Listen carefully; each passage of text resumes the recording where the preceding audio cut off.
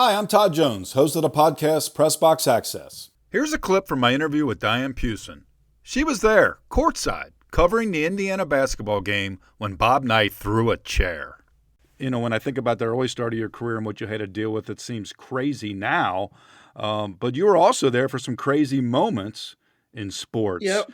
You tell us where you were on February 23rd, 1985. I believe that would be Bloomington, Indiana.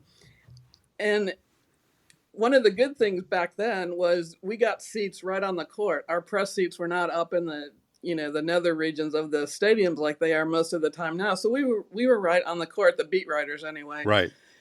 And it was IU Purdue game, and you were there for the Louisville Courier-Journal, correct? Yes, I was there for Louisville. IU was my beat for the Courier-Journal. Okay. So yeah, I did all. Again, we did all the home and away games. It was pretty much a big deal. So I'm there. Bobby was not ever thrilled about having a woman there, and he would use me to pimp writers. Sometimes I would ask a question in the post game, and he would stop the press conference and say things like, "See, it takes a woman to ask a good question I'm willing to answer." So he was both pimping me and the other. And for the record, we're talking about Bobby Knight. Knight, yeah, he doesn't need a last name. So this particular game wasn't going well. It was Purdue, and it was a wild atmosphere anyway, and a couple calls Bobby was not pleased with, and a couple of players he also wasn't pleased with. And all of a sudden, he got up and he heaved that chair. I mean, it was a good throw. It wasn't just like a little kick or a little toss. It was a 9.7. And that thing clattered across it was a noisy. I'm surprised it didn't rip up the court. It was a real throw.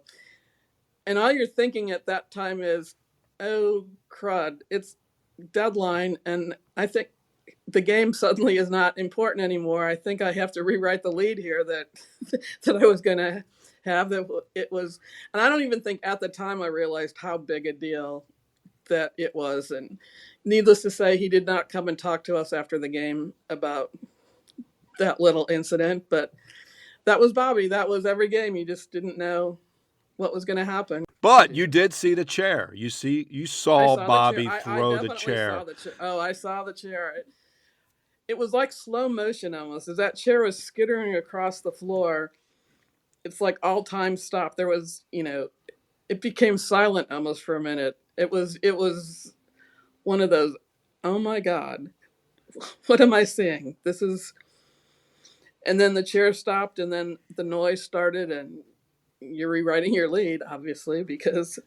Did you end up writing two different stories or just one? I wrote a run. You know about writing running, right? So I wrote a running story, which just had it as a lead and some game running crap on the bottom of it tacked on, and then rewrote it with as many quotes or whatever, reactions from people in the stands who, of course, thought Bobby had every right to throw the chair, and Yeah, the place was going bonkers, right? Yeah. It was now you look back on it and you think, okay, if that happened today, they probably would have stormed the court. But it would have been an internet. If there had been internet back then, I think the internet would have broke. I mean, that at that moment. Yeah, I don't think the game. The game probably wasn't on television. I think you're the first writer I've ever spoken to who actually was at that game. Was at the game, yeah.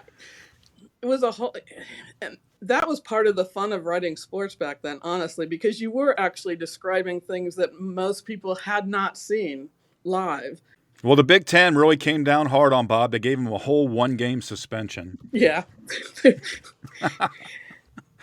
And I'm surprised he got that much at that time. Yeah. One of the IU seasons, they ended up going to the NIT. He had a bad year, and in that season, Bob quit talking to the media at all after Christmas. It was Jim Cruz, his assistant, was dispatched to talk to us after every game. And about midway through the season, he was the lame duck assistant because he was going to take the Evansville job. Which he did, yeah. Which he did. And IU didn't make the NCAA tournament that year. They went to the NIT, and they made it to New York. They got to the Final Four, and Bobby hadn't talked to us since Christmas, to the local media. We get to New York, and everybody's there. The Lupicas of the world, all the big, everybody. And the press conference they had before the tournament, he sat there for 2 hours. And that was the sad thing. He could be so great when he talked to you. It was really good. He was so frustrating because he actually would have good things and interesting things to say, not just about basketball, but, life in general. And he entertained them for 2 hours, and all these guys, the Lupicas, wrote these glowing columns about the great Bobby Knight and all these wonderful, and us local, beat writers are pulling our hair out because he hadn't spoke to us since Christmas. Thanks, Bob. But did you ever have a one-on-one and a particular good conversation with Knight during your time as a beat reporter? One-on-one, no. The most would be sometimes in the middle of the week he would talk to the 3 or 4 of us who were there all the time. But no.